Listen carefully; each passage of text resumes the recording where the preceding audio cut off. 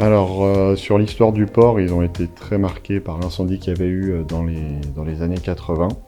Et je pense que là, ils ont aussi pris conscience du risque que représentent finalement des entrepôts pétroliers à proximité d'habitations, parce que eux qui habitent juste à côté se sont, entre guillemets, mis à la place des gens. Et je pense qu'on a aussi la question du risque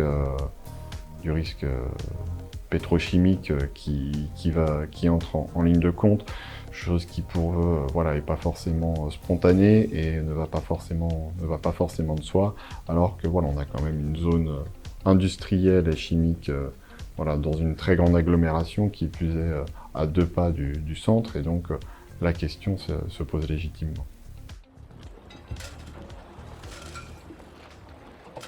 Ma fille se trouvait à l'école et le cerveau, il va vite dans ces cas-là. J'étais là, qu'est-ce qu'il faut faire? Est-ce que je pars? Qu'est-ce que je prends? Je vais chercher ma fille à l'école. Et puis en fait, très vite, des personnes sont venues me dire qu'il fallait évacuer, très rapidement. Donc là, j'ai réuni mes affaires, j'ai pris ma voiture et je suis partie. Et on a dormi à l'hôtel.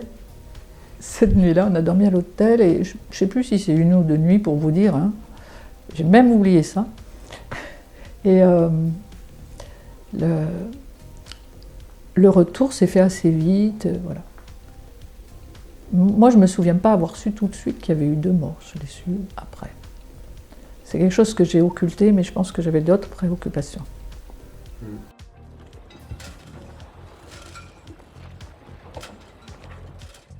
Alors, sur les risques de notre activité propre, c'est-à-dire la réception, stockage, expédition, le risque, c'est l'incendie et l'explosion. Du fait des matières qu'on manipule, des hydrocarbures, on peut avoir des vapeurs qui se créent et avoir une atmosphère dite explosive qui se générerait par suite à un épandage ou une mauvaise manipulation. Et donc on a des moyens de prévention qui sont bien sûr maintenir nos installations de manière à ce qu'il n'y ait jamais d'épandage, assurer une formation auprès des équipes, tant des nôtres que des équipes extérieures, de manière à ce qu'ils sachent exactement comment procéder de manière à ce qu'il n'y ait pas d'épandage, et en plus des moyens techniques tels que les détections, etc., et des matériels électriques adaptés, c'est-à-dire qui ne peuvent pas déclencher d'étincelles qui généreraient une explosion.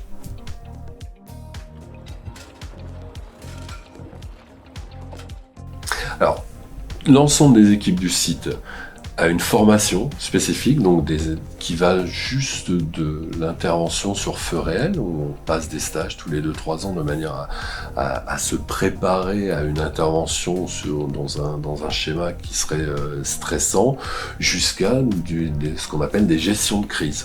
Donc il y a différents paliers qui vont mener de l'un à l'autre, mais gestion de crise, c'est-à-dire quelle serait notre façon de réagir, de commander une intervention sur un feu qui prendrait de l'ampleur, qui durerait, quelles seraient les relations avec l'administration. On l'a fait d'ailleurs avec des pompiers, avec des sapeurs-pompiers, de manière à ce qu'on coordonne bien nos actions.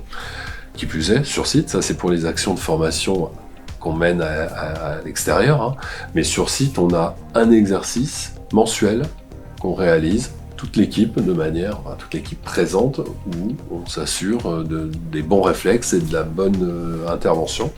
Et en plus, on fait un exercice annuel avec les pompiers de la caserne de Gerland, notamment.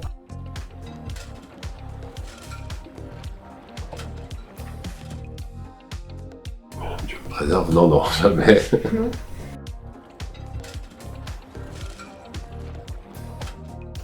Les métiers à risque de l'entreprise sont essentiellement les travaux hyperbares, donc les travaux réalisés par les scaphandriers.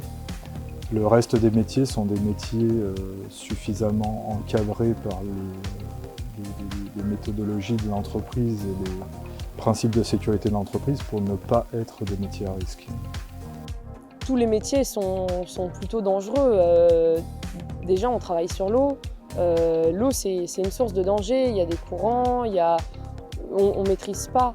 Et puis après, il y a d'autres métiers qui vont être les métiers de soudeur, tous les métiers techniques où il va y avoir des possibilités de se blesser, entre autres les doigts, les yeux.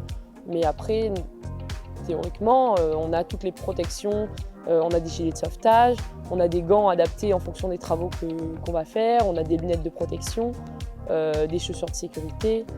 Normalement, on n'est pas exposé au risque.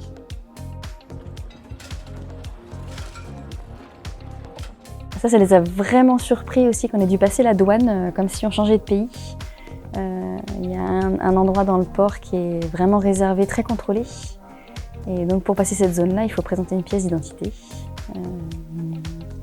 Et puis on était dans un milieu un petit peu secret, donc c'est vrai qu'on a aussi une certaine fierté à découvrir ce lieu-là dans lequel tout le monde ne peut pas aller.